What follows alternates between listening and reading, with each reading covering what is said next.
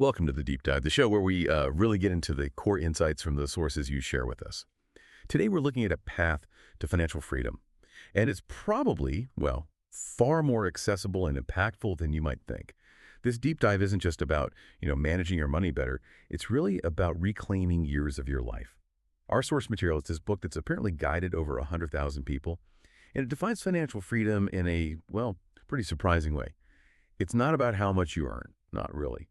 It's about the number of years you could keep living your current lifestyle without having to work. And here's the really striking part, the author of this book. He actually achieved 14 years of that freedom. 14 years. Yeah, it's pretty remarkable when you think about it, 14 years. And our mission really in this deep dive is to unpack exactly how he did that, how it's possible for others too. We're drawing from what seems to be a proven sort of universal path to this kind of freedom. It's not just theory. It's built on these clear, actionable steps that respect your time. And as you'll see, they've really transformed lives all over the globe. So we're going to guide you through this process, step by simple, but, incredibly effective step. Okay. So to really get a handle on the power of this approach, let's start with, well, the author calls it his worst day. And this wasn't some hypothetical bad day, right? It was his reality. He was just buried under this massive master's loan, working these crazy 16-hour days. That's 80 hours a week. Yeah, 80 hours. Yeah. And plagued by anxiety attacks, barely scraping by. Even though, on paper, he had a good salary, he felt trapped by debt, his health was shot. Now hold that image, and then contrast it with where he is now. 14 years of financial freedom. He could literally just stop working today and maintain his lifestyle for over a decade. Kids stay in the same school, same house, still go out for dinner with his wife on Thursdays. It's a complete life transformation, not just financial. It really is. And that transformation, it hinges on understanding financial freedom really clearly. It's simply the ability to maintain your current lifestyle without needing to work.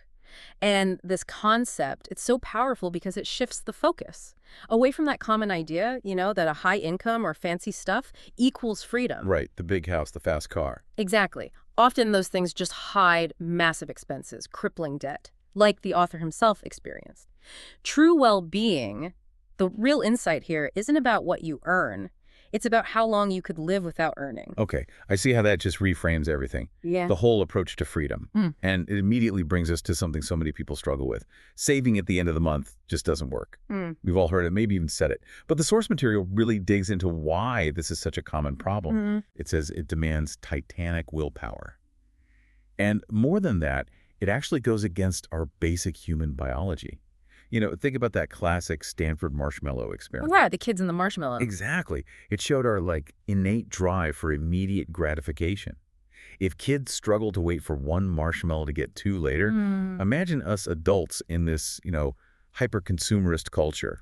We're constantly bombarded with reasons to spend now. So the insight isn't just that it's hard to save what's left. It's that we're kind of wired against it. And that's precisely why the core solution offered is so clever. It's called preahorro, or pre-saving. The concept is, revolutionary in its simplicity. You just set up an automatic transfer. A certain portion of your salary goes straight to a separate savings account, an untouchable one, and crucially, it happens at the beginning of the month. So the money never even hits your main account, the one you spend from daily. Exactly. It's like it vanishes before you can touch it. So it's like a clever hack around our own psychology. Makes saving effortless because you take the decision out of it. Precisely. And the immediate benefits. They're huge. It apparently makes saving 10 times more effective. Literally, with no extra effort. You don't have to resist temptation because the money isn't there to tempt you. That sounds peaceful, actually. It gives you instant mental tranquility, a real sense of control over your finances. But what's really fascinating is the long-term impact. Preahorro, it naturally encourages you to live below your means, but without feeling like you're sacrificing anything. How does that work? Well, because you adjust your spending to what's left after saving, not the other way around. It also leads to better long-term investing because you've got this consistent, disciplined flow of capital building up. Yep. It frees you from that pressure of comparing yourself to neighbors. You can focus on your journey. Yeah, less worry about what others have. Right. And critically, it fosters conscious spending on what actually brings you happiness because you're not just spending mindlessly anymore. You mentioned a double impact earlier. Yeah. That seems really key to making faster progress. It absolutely is. Preahorro does two things at once. It grows your accumulated savings faster, that's obvious, but it also naturally reduces your monthly expenses over time as you adapt to living on slightly less. So you get this extraordinary boost in your financial freedom. You're hitting it from both sides. Okay. This sounds genuinely transformative. So how do we actually do it? The source says it takes, what, 2 minutes? It really does. It's just 3 simple steps. First, open a dedicated savings account. Crucially, make sure it has no cards linked to it, no direct debits. It's just for saving. Untouchable. Got it. Step 2. Second, decide on a percentage, or maybe just a fixed amount to pre-save each month. And don't get hung up on the perfect number, just start. Seriously. Okay. And third. Third, set up an automatic recurring transfer from your main account where you get paid to this new savings account. Schedule it for right after payday, like day 3 if you get paid on day 1. And that's it. Set it and forget it. Wow. Okay, that does sound simple. What's a good starting point, though? For someone who's maybe not saving much right now, are there benchmarks? Yeah, definitely. The author suggests starting small if you need to. Maybe 5% of your salary, or even just 20 euros, 50 euros. The main thing is just building the habit, feeling that immediate mental shift. Right. Get the ball rolling. Exactly. But for guidance, the source does have tables based on data from like tens of thousands of people already doing this. For example, if you're aged 25-30, they suggest aiming for about 17% as a minimum. The best savers in that group, they hit 50%. 50%. Wow. Yeah. And for people earning over 4,000 euros net, the minimum is also around 17%, with top savers again at 50%. The key is finding what's comfortable and sustainable for you. And then you can gradually increase it over time. Are there any, powerful real-world stories in the source Yeah. to show how this worked? Oh, definitely. There's Elvira. She's a 31-year-old shop assistant from Lima. She used preahorro to break this cycle of impulsive spending and debt. Started small, gradually got up to 16% of her salary, and it helped her become the owner of her money, as she put it. She could finally see the difference between real needs and just stuff she didn't need. That's powerful. What about people with irregular income, like freelancers? Good question. The source suggests adapting the profit-first principle. Basically, when a payment comes in, before you even think about expenses, you immediately transfer your chosen profit percentage, your preahorro, to savings. Ah, okay. So if you get 1,000 euros, maybe 200 goes straight to savings. Then you budget the remaining 800 for business costs, living expenses, whatever. Or you could pre-save a fixed minimum amount each month and then manually transfer a bigger chunk whenever you get extra income. What really hits home is the author's own story. He started below 5%. Yeah, less than 5%. And then, just by sticking with it, he gradually got that up to 27% in just 1 year. Eventually, he and his wife were pre-saving an incredible 50% of their combined income. 50. It's amazing discipline. He really emphasizes how this discipline, even though he doubted it at first, it let him wipe out massive debt, buy his dream house without a mortgage, travel, raise his kids securely. He said he saved more in that 1 year than in his entire life before that, effortlessly. Yeah. It really sounds like this simple step just transforms everything. It really sets the foundation. And once that preahorro is automated, running smoothly in the background, that's when you bring in the accelerators. These are powerful strategies that can really multiply your progress, get you to financial freedom even faster. But the very first thing you need after setting up preahorro, build your emergency cushion, your immediate financial safety net. Okay, so what's the goal there? What's that first milestone look like? The initial objective is to build up what the author calls a 6-month emergency cushion. Wow. Basically, enough accessible cash to cover 3 to 6 months of your essential living expenses if you had no income. Why is that so crucial? Because it's your shield. Yeah. It protects you from life's inevitable curveballs, the car breaking down, unexpected medical bills, maybe even losing your job. It stops those common problems of money from forcing you into debt. I think about Sebastian's story in the book. Aeronautical engineer, 6 kids. Both his and his wife's cars died. No cushion. So bam, 2 car loans. Then his wife got sick, income dropped. He ended up juggling 4 different loans. Huge anxiety. This fund is your first defense. It prevents that kind of spiral. That security must just feel incredibly liberating. Like you can breathe. And this emergency money, it needs to be totally safe and easy to get to, right? No risk. Absolutely. That's the key principle. This money has to be liquid, immediately accessible, and 0 risk. So just keep it in a simple high-yield savings account maybe, or a very short-term deposit. Definitely not invested for returns. Okay. Its only job is security, not growth. Growth comes later. Got it. So emergency cushion built, safety net in place. Now we can move to the first major accelerator, getting a high return on your savings. How big a deal is this, really, in the journey to financial freedom? Oh, it's huge. Profoundly significant. Get this. The author states that half of his 14 years of financial freedom, Yeah. half, came just from the returns on his accumulated savings. Like, really, half. Yeah. So basically, 7 years of his freedom were generated purely by his money working for him through compounding, without him doing any extra saving or work during that time. Wow. Yeah. We hear about compound interest, the rule of 72, all that. But hearing it put like that, 7 years of freedom just from returns, It really underlines the power, doesn't it? it does. So what's the biggest mistake people make? What stops them getting those kinds of returns? The single biggest mistake, according to the source, is keeping long-term savings sitting in low-interest bank accounts or simple deposit accounts. Apparently, in Spain, for example, half of all savings are held this way, earning next to nothing, maybe even losing value to inflation. Ouch. So the solution, once your emergency cushion is full, is to start investing a portion of your ongoing preahorro into things designed for long-term growth, products that offer potentially higher returns, but with the clear understanding that this is money you won't touch for, typically, more than 10 years. Right, because your emergency fund handles the short-term stuff. So this long-term money can afford to ride out market ups and downs. Exactly. It can truly grow. Okay. And to help navigate this, to avoid common mistakes, there's a strategy mentioned, the 3 investment blocks. Yeah, it's a simple framework, really. Helps you organize your financial goals and match your investments to when you'll need the money. You basically categorize your goals into 3 time frames. Short term, less than 3 years. Here, the priority is liquidity and safety, keeping your money secure and accessible. Like for a house deposit soon, maybe? Exactly, or saving for a car. Then, medium term. That's roughly 3 to 8 years out. The goal here is usually to beat inflation, preserve purchasing power, and then long term, anything more than 10 years away. This is where you focus on higher potential returns for significant growth, retirement, for example. So you use different types of investments for each block. Precisely. A basic bank account is fine for short term, but for long-term goals, you'd look at growth-oriented investments, like maybe index funds or managed funds. The source uses Jorge and Patricia as an example. Couple with 2 daughters. They split their preahorro. 30% short-term for a kitchen renovation, 30% medium-term for their daughter's postgraduate degree, and 40% long-term. That long-term portion is aiming for 7 years of financial freedom and retiring at 60, so they use higher return products for that slice. Makes sense. So even with a plan like that, what are some common investment traps people still fall into? Oh, there are a few big ones the author highlights. First is concentrating capital.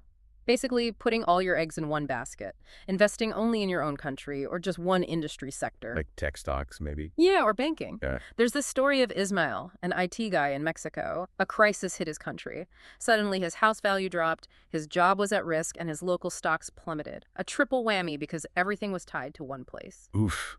Okay, what else? Second big trap, following the crowd. Investing based on what your neighbor says or what's hyped up in the media. The hot tip. Exactly. Think about the crypto bubble recently. Yeah. Or the last real estate crisis.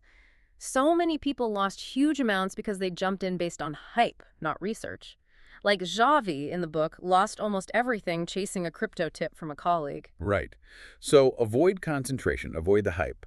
With those warnings in mind, what are the main ways the author suggests investing your money wisely? He lists 5 pathways. Yeah, 5 main options. First, you can go through your current bank.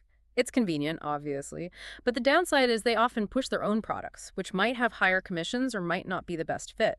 The key insight here, the little secret for you, is to specifically ask them about accessing international investment products. Don't just take the first thing they offer. Okay, push beyond the standard menu. What's the second option? Second is using an independent financial advisor.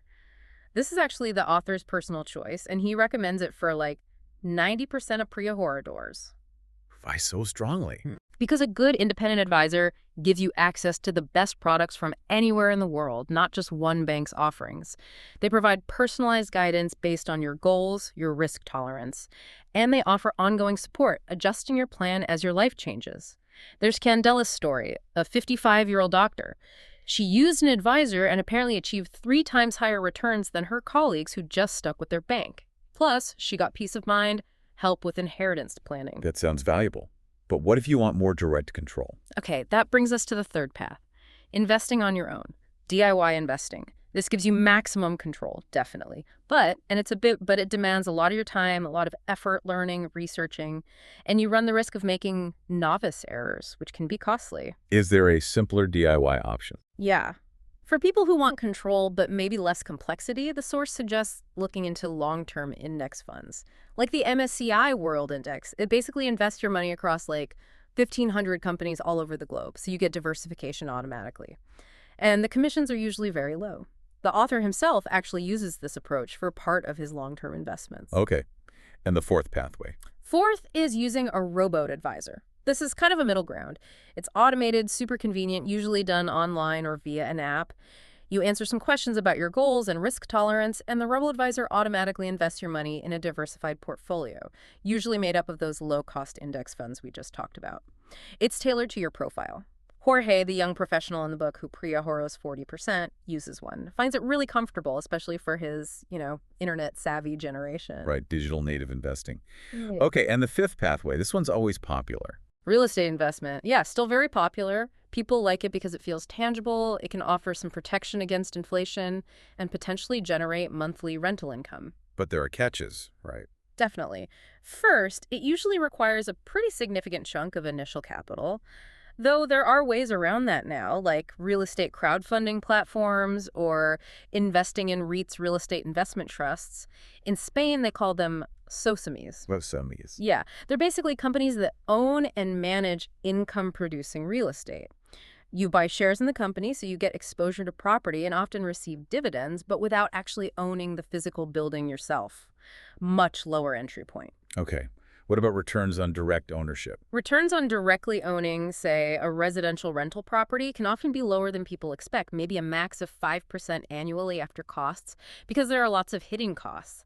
Taxes, management fees, repairs, maintenance, periods where it might be empty. Yeah, it's not just rent in, mortgage out. Not at all. But it can still work. Virginia, in the book, used an inheritance to buy a rental apartment. The income now supplements her marketing salary and helps fund her travels. So it's definitely a valid path, just need to go in with eyes open. Okay, so that covers getting your existing money to work harder for you through smart investing. But what about generating new income? Money that isn't tied to you showing up for work every day. That's the next accelerator, right? Passive income. Precisely. Passive income. These are income streams that aren't directly linked to the number of hours you actively work.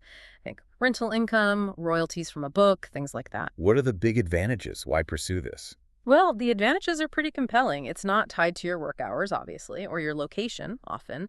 There are usually no upper limits on how much you can potentially earn, unlike a salary. It lets you really design your lifestyle. It acts as a financial plan B if something happens to your main job. And of course, it significantly speeds up your journey to financial freedom. But it's not really passive, is it? Like, you don't just sit back and money appears. That's a crucial point the author makes. It's almost never 100% passive.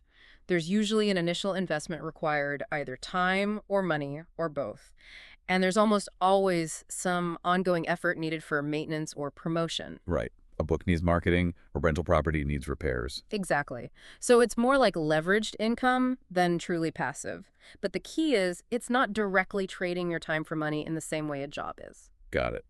So bearing that reality in mind, what are some of the most effective and accessible passive income options the source talks about? Okay, we can kind of group them from maybe less time-consuming ongoing effort to potentially more. A common starting point for people who are already investing is generating dividends from financial investments. You can specifically choose investments designed to produce income, like dividend-paying stocks or funds, those real estate funds or SOSAMIs we mentioned, or maybe bonds that pay regular interest called coupon payments. Peeler's story is about this. She used her investment income to go part-time, which let her get back into her passion, tango. Nice. What about using stuff you already have? Yeah, that's the next category, renting your existing assets. Basically, turning things you own but aren't using all the time into cash. The obvious one is renting out a spare room on Airbnb. Or you could rent out your car when you're not using it through platforms like GetAround or Move-ins. Apparently, a car can earn you maybe 200 to 500 euros a month. Wow, really? Yeah. Or even smaller things, tools, fancy clothes through sharing platforms like ShareMos, leveraging the sharing economy. Okay, so leveraging what you own, what about creating something totally new? Right. That leads to things like creating online courses or info products. This usually takes a big time investment up front to create the course, but the financial cost can be low. If you have expertise in something, cooking, coding, yoga, whatever, you can potentially monetize it. Create video tutorials, sell them on platforms like Udemy or Domestika. Cecilia, the psychologist in the book, created an online course about autism integration. It generated extra income that helped her save for a house, and she was helping people. Win-win. That's great. What else is in this creating category? Well, there are royalties. This is income from intellectual property. Think patents, music, maybe stock photography. Pedro, the graphic designer, takes high-quality travel photos. He puts them on an image bank and gets recurring income whenever someone licenses them. Helps pay his bills and lets him pursue his photography passion. Okay. And things like affiliate marketing. Yeah, that's another one. Affiliate marketing. Basically, you promote other people's products or services online, usually through a blog or social media. If someone buys through your unique link, you get a commission. Commissions can be pretty decent, sometimes 50% or even more. Then there's drop shipping. You set up an online store, but you don't hold any inventory. When someone buys, you pass the order to a third-party supplier who makes and ships the product directly to the customer. Potentially higher margins than affiliate marketing, but you handle the customer service. Right, more responsibility there. Any others? One more category is automated vending services. These are physical businesses, but designed to run with minimal ongoing attention after the initial setup and investment. Think vending machines, laundromats, automated car washes, those little coin-operated rides for kids outside supermarkets. Okay. Requires capital upfront, but less day-to-day work. Exactly. Lots of different avenues to explore there. Okay, those are all really interesting ways to build extra income streams. Now, let's shift focus a bit to a really major long-term goal for most people. Securing a golden, politician-proof retirement. This is Accelerator 3. That's right. And this one tackles a really fundamental issue facing many societies today: the demographics impacting public pension systems. Simply put, populations are aging. There are fewer younger workers paying in for every retiree drawing benefits out. This puts immense pressure on public pensions, and it's a trend that's, well, pretty much baked in. It's not going away. So the politician-proof part means not relying solely on the government system. Exactly. The profound insight here is that by building your own financial freedom through preahorro and these accelerators, you accumulate your own substantial capital. This gives you the power to retire when you choose, on your terms. Pursue your hobbies, travel, whatever your dream retirement looks like, independent of what happens with public pensions or political decisions down the line. Think of Unai, the factory worker in the source. He had significant savings, so when back pain forced him to stop working at 54, he could. He wasn't trapped. Now he travels the world surfing. That's a golden retirement funded by his own efforts. That's the dream for many, isn't it? And our homes, the place we live, can play a surprisingly big role in funding that retirement dream, right? They absolutely can. For most people, their house is their single biggest asset. The source really encourages you to think proactively. Where do you actually want to live when you retire? Is it your current big family home? Or maybe a smaller place, a different city, a coastal town? And once you know that, there are strategies to leverage the house. Yes, several smart strategies. You could, for instance, rent out spare rooms in your existing home for extra income. Or there's something called selling the bare ownership while keeping the lifetime usufruct. Okay, what does that mean in plain English? It means you sell the legal title to your home, getting a lump sum of cash now, but you retain the legally protected right to live there for the rest of your life. It unlocks the value tied up in your house without you having to move. Interesting. What else? You could do a real estate swap trade, your larger home for a smaller, cheaper one, pocketing the difference, or sell a large home and buy two smaller ones, live in one, rent out the other for income. That's clever. Or you could simply rent out your current home entirely, especially if it's in an expensive area, and then use that income to rent or live somewhere much more affordable, maybe even in a different country with a lower cost of living. The example given is moving from, say, Madrid to Murcia. Could save you maybe €1,000 a month just on rent, plus lower overall living costs. Wow. Big difference. You need to check the local services, though, right? Yeah. Hospitals, transport. Oh, absolutely. You need to do your homework on the practicalities. But the potential is there. Like Begonia and her husband. They sold their small apartment in expensive San Sebastian, bought a wonderful house with a beautiful garden overlooking the sea in Pontedum, Galicia. Much lower cost of living, beautiful retirement. Okay, that makes a lot of sense. Now let's move to one that might rub some people the wrong way initially. Accelerator 4, having a worse car than your neighbor. Ha!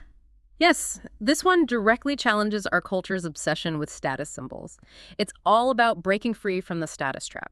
The author tells this anecdote about the Porsche Cayenne. Apparently, some car dealers call it the Car 10. Car 10, why? Because most people who buy one finance it over 10 years. Ouch, 10 years for a car. Exactly. It illustrates how these high-end luxury vehicles are often bought primarily to project an image of success. But in reality, they often lead to financial enslavement.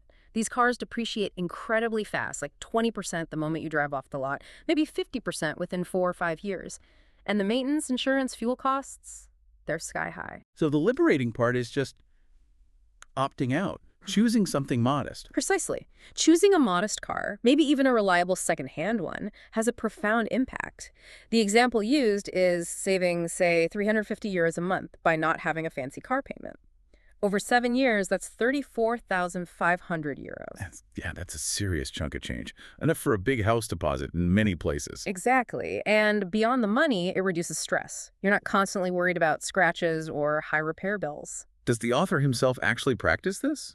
Or is it just advice? Oh, he lives it. He apparently drove a simple-seat Ibiza for 20 years. 20 years. Yeah. Later, he got a second-hand Mini.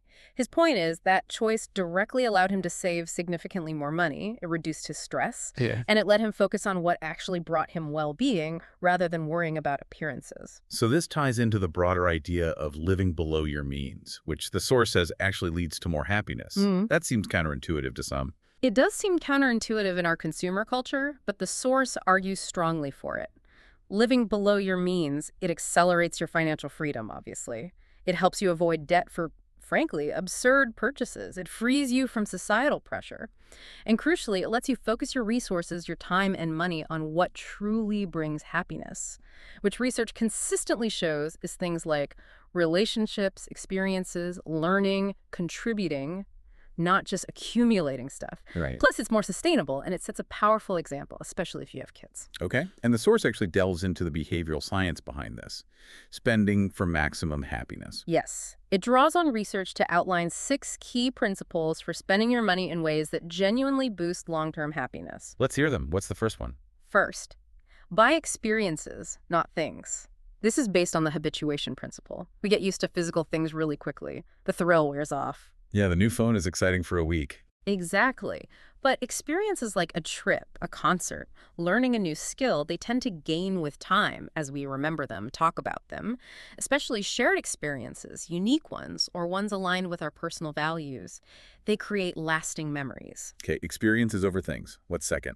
Second, spend with loved ones. Research consistently points to strong social relationships as the single biggest predictor of happiness. So, spending money on activities you do with people you care about, dinners out, trips together, even just coffee brings far more lasting joy than buying something just for yourself. Makes sense. Third. Third, make every purchase special. This combats that habituation problem again. If you turn treats into exceptional moments rather than just daily routines, you appreciate them more. Like maybe having hot chocolate is a special weekend thing, not an every morning habit. The anticipation adds to the pleasure. The source also notes how trying new things together, new experiences, can really revitalize romantic relationships. Interesting. Okay, fourth principle. Fourth, buy free time. Time, or rather the feeling of having enough time, is a huge factor in happiness. We feel stressed when we feel time poor. So spending money on things that genuinely save you time can significantly boost your well-being. Like what? Hiring a cleaner.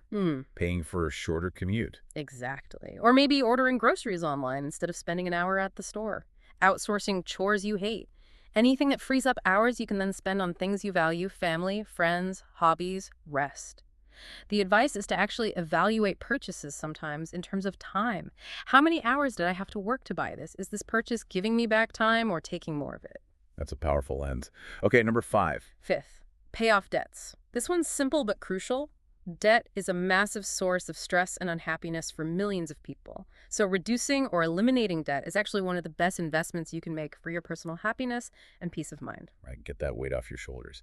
And the last one, number 6. Sixth, pay now, enjoy tomorrow. This directly counters that instant gratification, enjoy today, pay tomorrow, mindset driven by credit cards and consumer culture.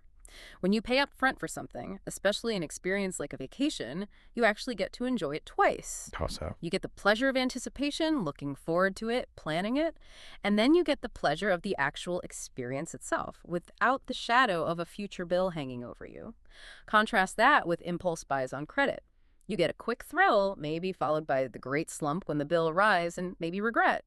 Paying first enhances the eventual enjoyment. Okay, those 6 principles are really insightful. Buy experiences, spend with loved ones, make it special, buy time, pay off debt, pay no, enjoy later. And to help put this into practice, especially for bigger purchases, the source suggests asking yourself 3 specific questions. Yes, 3 powerful questions to ask before you buy anything significant. They promote conscious spending, help you avoid buyer's remorse. First, do I really need it? This forces you to distinguish between a genuine need and just a fleeting desire, a want. Okay, be honest with yourself. Second, will I need to go into debt to buy it?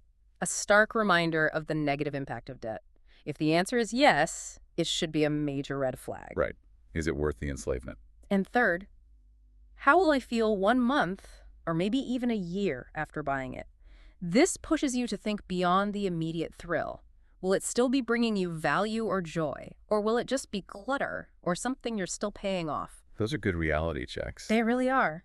The author used them himself when he wanted a new camera. He initially coveted this expensive model, but asking these questions led him to buy a much cheaper second-hand one instead.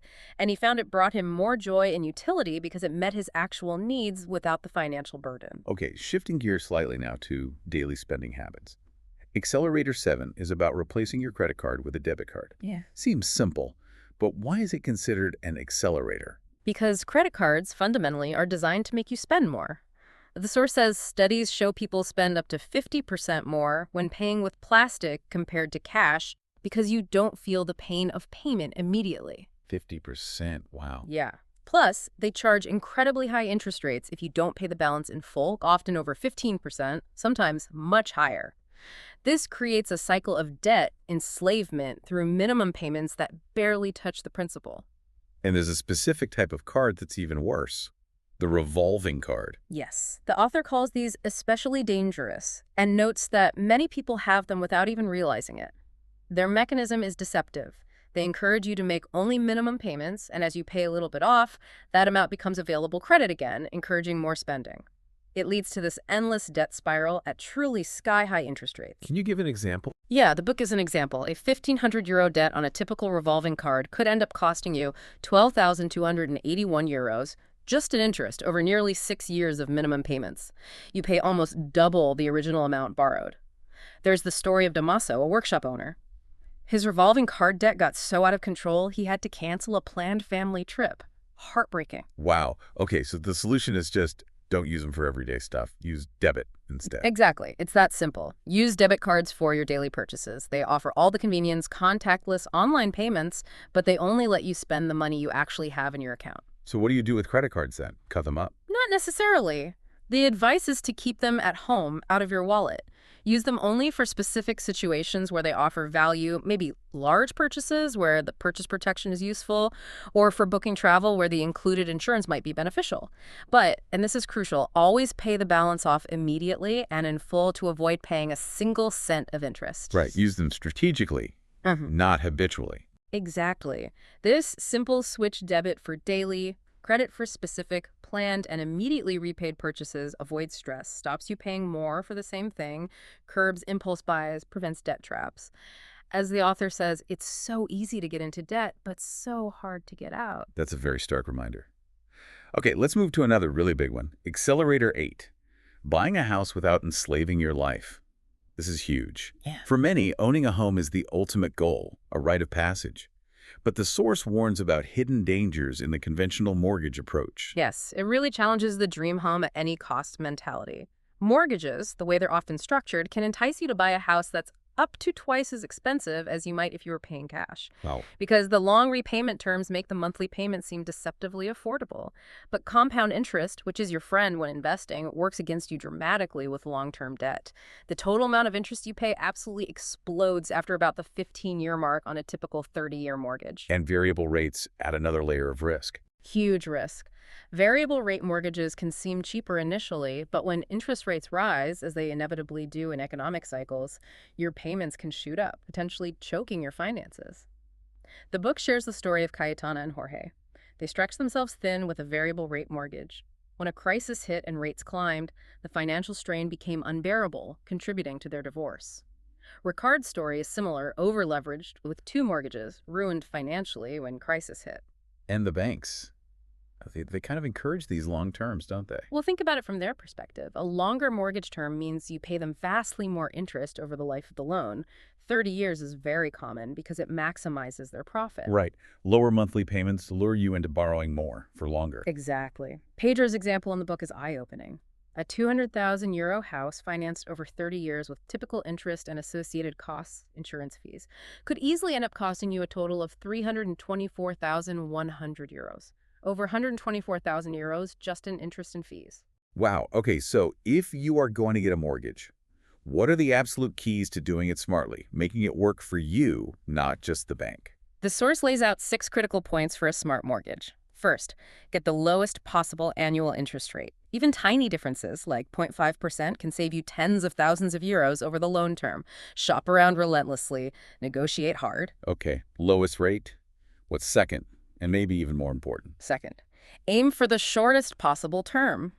Under 15 years, ideally 10. This is absolutely critical to avoid that exponential explosion in total interest paid. A shorter term forces you to be more realistic about how much house you can truly afford, preventing overbuying. Think of Caesar and his wife. They waited, saved, found the right house, and took out only a 13-year mortgage. They knew the massive interest savings could fund their future dream beach house. Smart.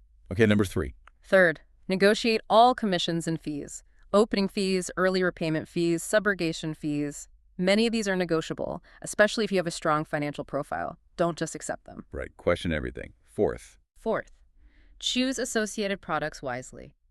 Banks often try to bundle expensive insurance, life, home, or investment products with the mortgage, offering a slightly lower interest rate as a bonification. You have to do the math. Calculate if the interest rate reduction genuinely outweighs the extra cost of these often overpriced bundled products. Often it doesn't. You can usually find cheaper, better insurance or investments independently. Don't get locked in. that's a common trap. Okay. Fifth key, Fifth, seek multiple offers. Never take the first offer from your current bank. Get formal offers from several different banks. Treat it like buying anything else major. Create competition. It forces them to give you better terms. Hector, the guy with the strong finances, used this leverage to get extraordinary conditions on his country house mortgage under 10 years. No bundled products, because the banks were competing for his business. makes sense. And the final key, number 6. Sixth, choose your location wisely. This is huge. The neighborhood and the type of house dramatically affect the purchase price, yes, but also your ongoing monthly expenses, property taxes, commuting costs, utilities. The author strongly suggests renting first in an area you're considering buying in. Really explore different neighborhoods, understand the lifestyle, the costs, before committing potentially hundreds of thousands of euros. Avoid the pressure to just buy where you grew up or where your friends live if it's not truly affordable or the right fit for you. And that's exactly what the author did himself, isn't it? His own home buying journey. It was. After he got out of debt, he and his wife didn't rush to buy. They actually rented in several different neighborhoods around Madrid. This helped them figure out what they really wanted, which turned out to be a house with a garden, a bit away from the city center noise. And because they'd been diligently pre-saving and investing when they found their dream house, they were able to buy it in cash, completely mortgage-free. Wow. Mortgage-free. That's incredible freedom. Incredible. And now, the money they used to spend on rent, it just goes straight into accelerating their financial freedom even further. Savings, investments. That's truly inspiring. Okay, and building on the idea of your house as an asset, the source mentions house hacking. What's that about? House hacking is a strategy, really popular in the US apparently, where you buy a home, usually with a mortgage, but you structure it so that you can rent out a portion of it. The goal is for the rental income to cover most, or maybe even all, of your mortgage and housing costs. So your home becomes an income-producing asset, or at least cost-neutral. Exactly. There are different ways to do it. You could buy a duplex or a house with a separate basement apartment, live in one part, rent the other, or divide a large apartment. Probably the simplest way is just renting out spare bedrooms in your house. Or if you live in a touristy area, maybe you rent out your whole place seasonally while you travel or stay elsewhere. Can you give a quick financial example? Sure. The book uses a hypothetical €200,000 house. Maybe the total monthly costs, mortgage, taxes, insurance, come to around €803. If you could rent out 2 spare rooms for, say, €400 each per month, that's €800, boom, your housing costs are essentially covered. Paolo's story is real. He inherited a property in Rome, built a guest house on it, rented that out. The income funded a full renovation of the main house, and now it's helping him save for a summer home. He turned his inheritance into an active asset. Okay, that's a really proactive approach to home ownership. Yeah. Now let's shift back to debt for a moment. For those listeners who are currently struggling with significant debt, maybe feeling overwhelmed, Accelerator 9 is specifically for them. It's about eliminating debts in record time. I know the author talks about the emotional burden, the stress, the sleepless nights he experienced, but the message is one of hope. You can get through this and you'll emerge stronger with incredible peace of mind. Absolutely. And the primary tool the source recommends for this is called the waterfall method, or método cascada in Spanish. It's designed for rapid debt elimination. Okay, how does the waterfall method work? It's actually quite straightforward, but psychologically very powerful. First, you list all your debts, everything except maybe your primary mortgage, from the smallest balance owed to the largest. Ignore the interest rates for now, just order them by the amount outstanding. Smallest to largest balance. Got it? Then you take a significant chunk of your monthly preahorro aside. The source suggests maybe 50% to 80% of it after you've built up at least a small mini emergency cushion, say 500, €1,000, and you throw all that extra money at the smallest debt on your list while just making minimum payments on all the others. Get the smallest one hard. Hit it really hard. Once that smallest debt is completely paid off, gone, you take the money you were paying on it, the minimum payment plus all that extra preahorro money, and you add it to the minimum payment you're making on the next smallest debt on your list. Ah, so you create a snowball or a waterfall. Exactly. It creates this virtuous circle. As each debt gets knocked out, the amount you're throwing at the next one gets bigger and bigger, accelerating the whole repayment process dramatically. But why start with the smallest balance? Wouldn't it make more mathematical sense to tackle the highest interest rate first? That's the common question. Mathematically, paying the highest interest rate first, that's called the avalanche method, might save you a little bit more money in the long run, but the waterfall method focuses on behavior and motivation. Getting that quick win by eliminating the smallest debt fast gives you a huge psychological boost. You see progress immediately, it keeps you motivated, keeps you engaged in the process, makes you feel like you're winning. Right. Motivation is key when you're facing a mountain of debt. Totally. That early victory gives you the momentum to keep going. And that virtuous circle effect is incredibly powerful. Look at Andres' case in the book. He had €300 a month in preahorro allocated to debt. He tackled a €1,500 personal loan, then a €1,700 credit card debt, then a €3,600 car loan. Using the waterfall method, he knocked out all three in just 10 months. And by doing that, he freed up a total of €700 per month, his original $300 plus the minimum payments from the eliminated debts, to then start aggressively attacking his mortgage. That's incredible acceleration. It really is. The author's own mother used it too. Combined it with selling one property she owned, she managed to reduce her total monthly debt payments from €2,000 down to just €800. Huge relief. And Graciela, a nurse, she eliminated €7,000 of debt spread across multiple cards and loans in less than 2 years using this method. Found peace, improved her kids' well-being. The impact is profound. So waterfall is generally recommended over avalanche for motivation, unless maybe the high-interest debt is truly astronomical and can be killed quickly. Yeah, the source suggests avalanche might only be slightly better if that highest interest debt is, say, over 15%, and you can realistically pay it off in under 4 months. Otherwise, for most people tackling multiple debts over a longer period, the motivational power of the waterfall method usually wins out. Okay. Beyond these repayment strategies, are there other debt management tools people should know about? Yes, a few others are mentioned. One is the possibility of claiming abusive interest. In some legal systems, like Spain's, you might be able to legally challenge loans or credit cards if the interest rate charged was unusually high compared to the average market rate at the time you signed the contract. How high is unusually high? The benchmark mentioned is often something like 6 percentage points or more above the average rate for similar loans back then, or maybe 2% above the agreed rate for late payment fees. It often requires specialist legal advice to pursue, but it's worth being aware that predatory rates can sometimes be challenged. Okay. Oh, what else? You can also try negotiating with your bank, especially if you're genuinely struggling to make payments. Don't just bury your head in the sand. Go to them with a concrete, realistic payment plan. Maybe ask for a temporary grace period on your mortgage payments so you can focus all your firepower on clearing smaller, higher interest credit card debts first using the waterfall method. Banks ultimately want to get paid back, so they're often more willing to negotiate than people think, especially if you're proactive. That's good advice. Be proactive. What about consolidating debts? That's debt reunification or consolidation. This means taking out one new, larger loan, often secured against your home because mortgage rates are lower, to pay off all your smaller, higher interest debts, so you end up with just one lower monthly payment. Sounds good, right?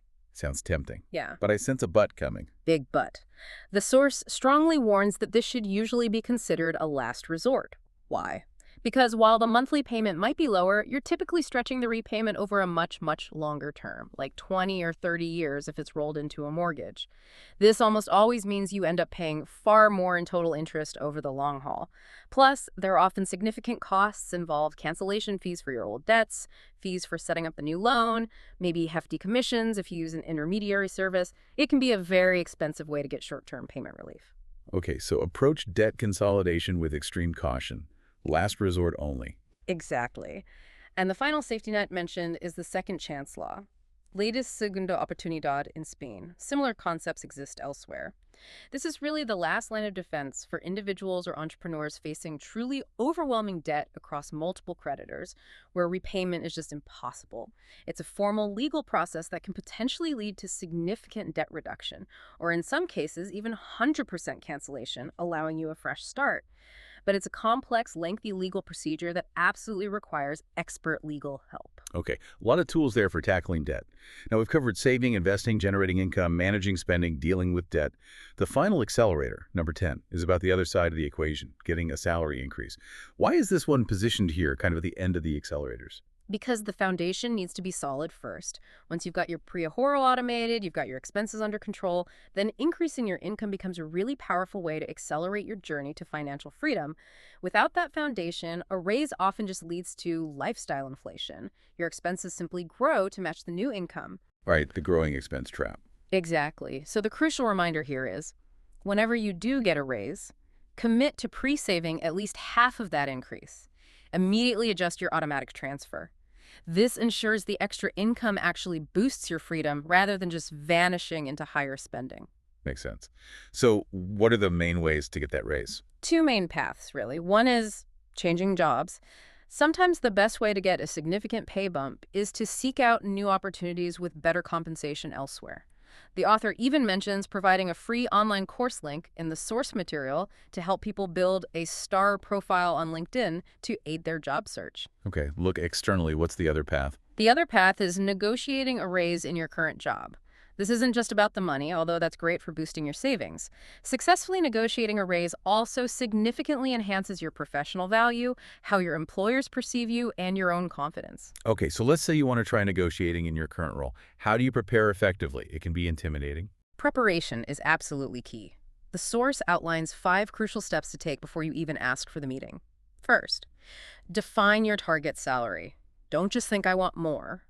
Decide on a specific, realistic salary range you're aiming for, maybe, with a 20% spread between the minimum acceptable and your ideal target. Write it down. It makes it real. Okay, have a clear number in mind. Second, Calculate your market value. You need objective data. Research what your profession typically pays in your industry and location. Use online salary tools like InfoJobs, Randstad, Hazer mentioned. Talk discreetly to trusted colleagues or contacts in the field. Look at salary ranges listed in similar job postings. Know what you're worth externally. right. Arm yourself with data. Third step. Third, highlight your uniqueness. What makes you valuable to this company? Analyze your specific contributions. Think about your academic background, your years of relevant experience, key achievements. Quantify them if possible. Specific skills or tools you master, positive feedback you've received from colleagues or clients. Be honest, but build a confident case for your specific value proposition. Okay, build your case. Fourth, Prepare a script. Don't just wing it. Outline what you want to say. Practice it out loud. Think about potential questions or objections and how you'll respond. Having a structure reduces nerves and helps you stay on point. Good idea. And fifth, preparation step. Fifth, be flexible during the meeting. Go in with your target, but be prepared to negotiate. Maintain a positive, amiable, coherent posture. Be open-minded. If they can't meet your full salary request, be ready to ask for valuable non-salary benefits instead. Like what kind of benefits? Things like extra vacation days, more flexible working hours, work-from-home options, funding for training or certifications, better health or life insurance, maybe covered expenses like a phone or travel, support to attend conferences, performance bonuses, even a company car if appropriate for the role. These things have real value, even if they're not direct salary. Okay, so prepare thoroughly, know your value, have a target, practice, and be flexible. Now you're actually in the meeting. How do you navigate that conversation successfully? The source suggests a clear structure for the meeting itself. 6 steps. 1. Express gratitude. Start by thanking your manager for their time and the opportunity to speak. Sets a positive tone. Good start. 2. 2. State your purpose clearly. Be direct, but frame it positively. Instead of, I want a raise, try something like, I wanted to discuss my compensation and ensure it aligns with my current responsibilities and contributions to the company. Okay, professional framing. 3. 3. Praise the company and show enthusiasm. Briefly mention positive aspects of working there, your commitment to the team, your passion for your role, and your enthusiasm for future contributions. Shows you're engaged and invested. Right, you're not threatening to leave. 4. 4. Demonstrate your value. This is the core of your pitch. Present those concrete achievements you prepared. Use data where possible. Talk about increased responsibilities you've taken on. Clearly show how you've contributed to the company's goals or bottom line. This is your evidence. Lay out the facts. Okay, 5. 5. Invite silence and questions. After you've presented your case, pause. Let your manager respond. Be prepared to listen, answer their questions honestly, and enter the negotiation phase calmly and professionally. Remember that flexibility. Let them process. And finally, 6. 6. Conclude positively. Whatever the outcome, end on a good note. If you get the raise, or some part of it, express your sincere thanks and reaffirm your commitment. If the desired outcome isn't reached this time, thank them for considering it, express your continued dedication, and perhaps ask politely about the possibility of reviewing it again in, say, 6 months. Leave the door open. That sounds like a very professional and effective approach. Any examples of this working? Yeah, Rebecca, the journalist, mentioned. She successfully used this structured approach. She presented her achievements clearly, audience growth for her articles, the extra effort she'd put in. She got the raise, which boosted her motivation and her professional growth within the company. Preparation and clear communication worked. Wow. Okay, that's a really comprehensive framework, covering everything from the foundational preahorro right through to negotiating your salary. So to kind of bring it all together, the core message seems crystal clear. Your journey to real financial freedom, it genuinely starts with that simple automated step of preahorro. Exactly. That's the bedrock. And then that foundation gets powerfully amplified by layering on these accelerators we've discussed. Things like smart investing, tailored to your goals, generating additional income streams that aren't tied directly to your time, planning strategically for retirement, spending consciously in ways that actually maximize your happiness, diligently eliminating debt, and effectively negotiating your worth. It's a truly holistic approach. And the benefits, as you said, they go way beyond just the money, don't they? Yeah. Oh, absolutely. It's not just about financial security, though that's huge. It's about gaining this profound sense of tranquility, real control over your life and your choices. It's about having the ability to actually live the life you have always dreamed of, whatever that looks like for you. Free from constant money worries, free from the pressure to just keep up. It's fundamentally about empowering your life. Okay, so if you're listening to this and feeling inspired, maybe a little bit overwhelmed, but ready to make a change, the key is to act. Now, don't wait for the perfect time. We really want to empower you to start today. The author gives 5 really simple but high-impact actions you can take literally right now in the next few minutes. That's right. 5 quick wins to get you started immediately. First, start preahorro today and celebrate. Seriously, pause this if you need to. Take 2 minutes. Log into your bank account, set up that automatic transfer to a separate savings account. Even if it's just 20 euros, 50 euros to start. Do it now. This single moment, this decision, it genuinely has the power to change your life's trajectory. Acknowledge that you've taken a huge step. Okay, 2 minutes. Do it now. Second action. Second, schedule a preahorro increase. While you're thinking about it, take another 30 seconds. Open your phone calendar. Put a reminder in for, say, 3 months from today. Just title it Increase Preahorro. Maybe commit to bumping it up by just 1 or 2% then. This makes gradual progress automatic too, builds momentum. Nice one. Okay, third action. This is one I personally find really effective. Third, implement bill day. Okay, this one takes a bit longer, maybe an hour, but it's powerful. Schedule time soon to sit down and systematically review all your fixed monthly expenses, subscriptions, insurance, utilities, etc. Your mission.